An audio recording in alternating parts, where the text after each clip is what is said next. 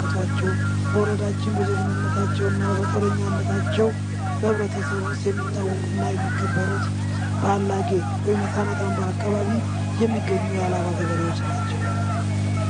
በባህላቸው መሰረት የጀግንነት የሽለላና የፉከራ ስርዓት በማሳየት ላይ ይገኛሉ።